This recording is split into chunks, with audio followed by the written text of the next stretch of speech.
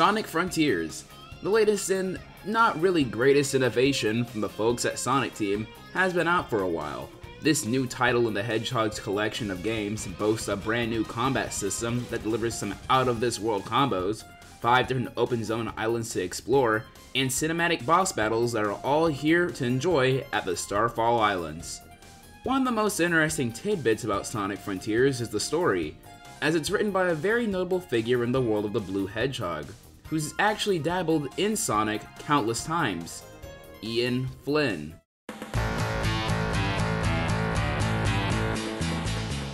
The man, best known for his work on the Archie and IDW Sonic comics, has finally written for an official Sonic game.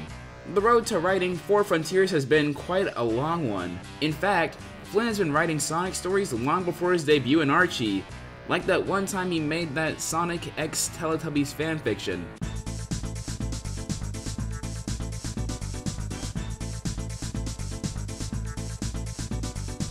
For today, let's turn back the clock to an era before Ian was making work under the name of Sega, a time where he was creating fan comics with a small team of independent fans.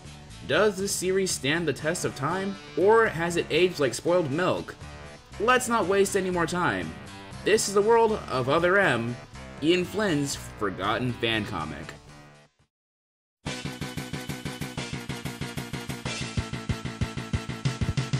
The story begins with Sonic venturing through Robotropolis to stop Dr. Eggman yet again.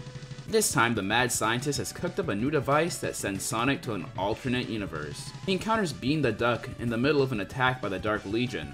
The duo make their way to Angel Island, where they're introduced to the new group of freedom fighters, Bunny, Bark, Rotor, and Antoine. They all seem to dunk on Sonic, as it seems that this universe's version of him was an outright wimp. And it looks like things are possibly going worse for him, as Sonic has no idea how to get home.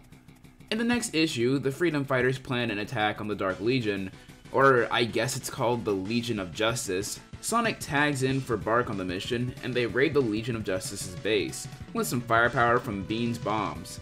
As the crew leave for another day, we are greeted with the reveal of this universe's spin on the Chaotix, who are working with the Legion.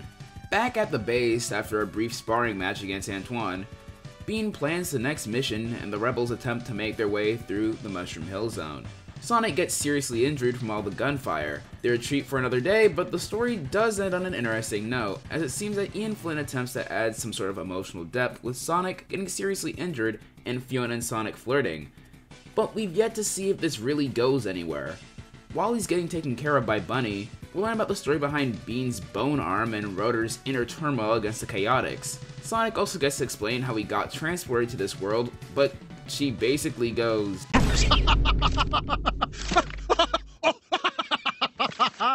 come here! Look at this! This kid must be crazy! The next issue takes things a bit slower, as Sonic and Bark have a conversation over what truly is real and what isn't. This story also reveals how Bark became such a cybernetic mess due to some flying debris. Rotor is the next fighter that Ian focuses on in issue 7. His defensive nature is explored as Sonic figures out that it's Rotor's unwillingness to stop blaming himself for the death of his family. Sonic additionally points how Rotor's motives aren't even aligned with the team that he supposedly is a part of. Issue 8 decides to take a step back from the usual day in the life of the Resistance to look at this comic's take on the Echidnas. The main antagonist, Knuckles, along with Julie Sue and Constable Remington, who gives him the report of what the rebels have been doing over the past couple of issues. And we also get another reveal that Tails is working for the Legion, and he may have some devious plans of his own. I cannot share with you right now because the haters will say. It's time to shift focus back over to the rebels, who encounter the Chaotix. It's a whole war zone out there with the rebels and the Chaotix. However, Mighty betrays the team and knocks Vector out. He explains that some of the rebels are actually working as agents of the Legion, so the rebels make their way through Angel Island, and poor old Knuckles is not having it. Issue 10 brings the rebels to a mysterious temple with ninjas and an ancient master. One of the members, Alpha, leads Sonic and Bean to an abandoned roboticizer. But instead of robots, what the trio find are King Max and Amy Rose. An alarm goes off, and they escape with Amy in tow. However, things end on a grim note with Alpha getting executed by the Chaotix. With a new member added to their team, what will the rebels do to stop the tyranny of the Legion? The first 10 issues have given me mixed feelings. The world building seems a bit slow for my taste, but I do appreciate the issues devoted to exploring the cast of Other M. Even if the focus is a bit too long, there are some moments of weird dialogue where the characters just acting not like themselves, or just preaching away like I'm in church. The Legion is fine, I guess, and it seems that there are some attempts at mystery and romance in this comic. Easily the biggest hit and miss with the series is the presentation. The comic can range from actually looking decent with artists such as Lady Laguna and True Flyer with their anime and Sam Maxwell-esque art styles respectively, to Sonichu levels of bad with the man himself, Ian Flynn. Need I say more?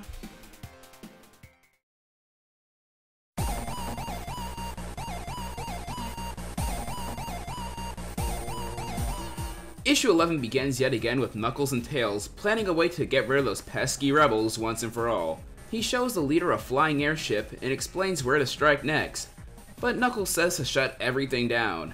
Meanwhile, the team are having a celebration to the hopeful death of the Guardian, but the party is cut short as the airship from earlier makes its way over to the group. Their base is absolutely demolished and everyone makes it out alive, except Bark.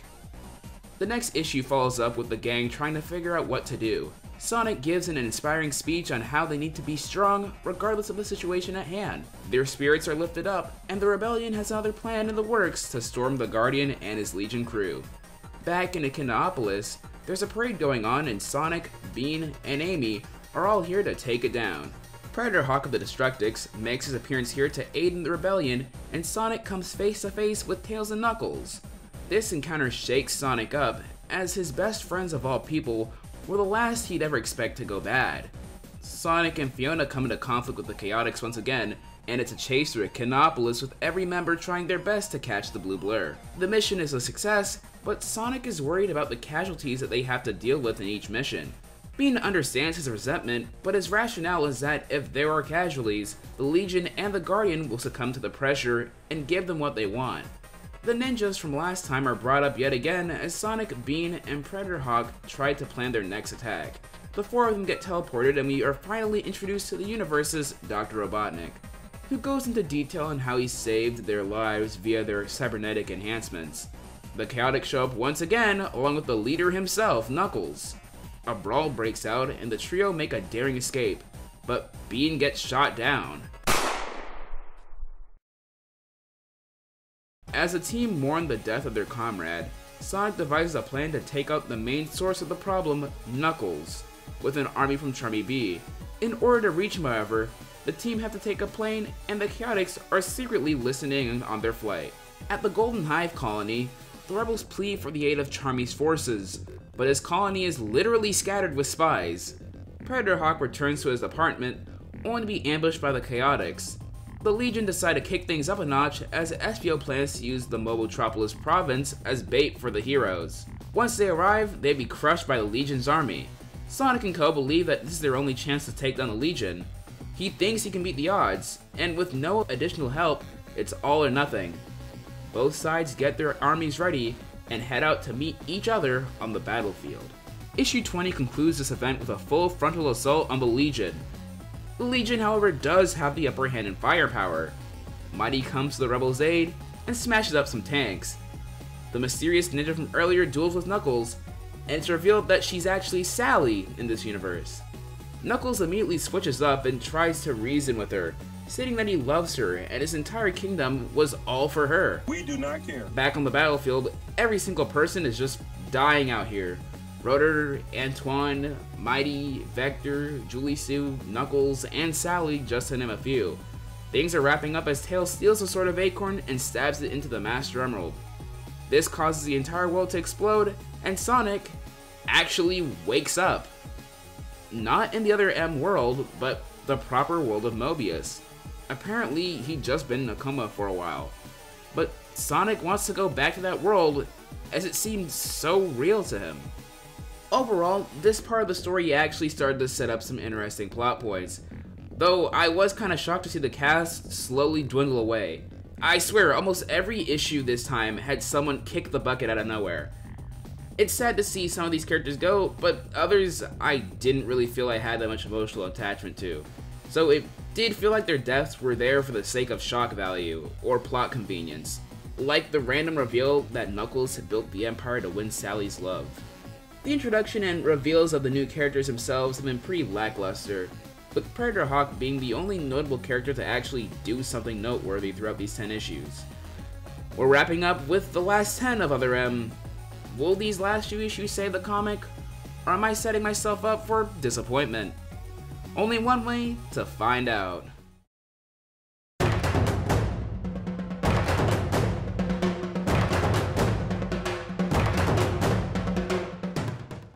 The last 10 issues starts with Sonic stuck in jail. Everyone thinks he's crazy, and to be honest, I don't blame them. Sonic even just ignores his friend's wishes to help fight Eggman to revisit his dream. Sonic shows up and takes Sonic back to his world. To sum it up, Sonic did get sent to a different world due to the malfunction of the Mad Doctor's device. He apparently possessed that Sonic in that world, and he's gotta go back. He even gets 5 minutes before all his friends get slaughtered. He hops back in with none of his upgrades, but that doesn't stop him from saving his friends. He attempts to stop the Emerald from getting destroyed, but gets killed in the process, leaving Sonic to finish the job. While one Sonic is out of the picture, we still have another to continue the story. So let's see where this goes with picking up the pieces. The Rebels, along with new allies, Remington and Mighty, are now planning to take over the kingdom as the Guardian is now dead. They team up and rescue King Max. The Rebels, along with King Max, take a flight over to Knothole. During their flight, Mighty asks Sonic why he's been helping him out. Sonic simply states that he knows what he's doing. That definitely sounds trustworthy for sure. Max encounters Kodos the Lion and a bunch of other cat characters ready to fight. They all get defeated and soon wake up just in time for the hunt to continue. Sonic and Kodos race through the forest until Sonic uses the Great Oak Slide to make it to Knothole. Only this time, he's greeted by some new faces. There are some more rebels, and Sonic could definitely use their help this time around. Sonic makes it back to the castle just in time to take out the remaining villains. Kodos comes back for vengeance, and everyone jumps in to stop him for good. The issue ends with Max declaring the new spot, the Kingdom of Acorn, once again. Fiona talks to Sonic and mentions his sudden change once the war was over. He can stop playing leader for now. Sonic says that he'll try not to act so strange even though he's still wondering if he's in a dream or not. Mighty is on his way to Mercia, and the rebels want to join in on the fun, so the gang is off on another adventure. During the trek to Mercia, Sonic and Co encounter Espio and Tails yet again, attempting to sabotage their adventure in the mountains. Despite having the advantage in numbers, they're clearly outclassed in power, so the rebels try to escape and find an elevator that leads them to a base of a man named Sydney. Sydney gives the group a tour of his base, and even feeds them. However, things are put into question as Sydney explains that his underground base is actually a roboticized whale. But what's worse is that rumor is that the Guardian is back in Albion. Sydney wants to help, but the group is reluctant. That is until he shows them something interesting. Bean is back in the picture as Sydney kept him in stasis after his death. Even though they have their old friend back, the team is unsure about working with Sydney. But they still have to stop the Operation Albion. The final issue centers around Rotor, as he's awakened by Sydney from a strange nightmare. He's tricked into being a guinea pig in his latest project. Sydney unleashes a strange entity on Rotor that engulfs him. As he slowly drowns in the substance, he sees visions of Tikal the Echidna. The story ends on a rather mysterious note, with the remaining fighters leaving for Albion, and no answer if Rotor survived or not. So, that just happened. Other M is quite a strange comic to look back on, as despite how poorly aged it is, I could pinpoint a couple parallels from this comic to other works of Flynn, for better and mostly worse. The premise of this whole fish out of water story isn't played up too much, and is mostly brought up between the romance subplot with Sonic and Fiona, and I guess issue 21 and 22. As mentioned before, the random reveals of Knuckles' true motive behind the creation of his kingdom was completely out of left field. Sonic letting Eggman just turn on his machine to get the plot rolling did seem pretty tacky, and reviving Bean was honestly not that great of a decision in my eyes. There were only a few things I did enjoy from Other M, but overall, Other M isn't a comic I would wholeheartedly recommend. More or less, it's a comic that's shown its age for the worse. It's incredibly edgy, the premise is interesting but not fully realized, and the presentation is an overall hit or miss. Other M is a comic series, and that's all I can really say. Thanks for watching today's video. If you like what you saw, you already know what to do. Big shoutouts to Sakura Blossom for drawing the art for the thumbnail. If you've been a long-standing viewer of the channel, you may remember her for making the thumbnail artwork of the first video essay on here. Don't forget to check out the Discord server and the second channel in the description below. They get to watch videos like this one weeks before it hits the main channel. Also, I've been planning special events and info such as my art commissions, movie nights, and video recordings. So if you want to keep an eye out for the future of this channel, that's the place to go. Anyway, hope to see you all in the next Stricer video.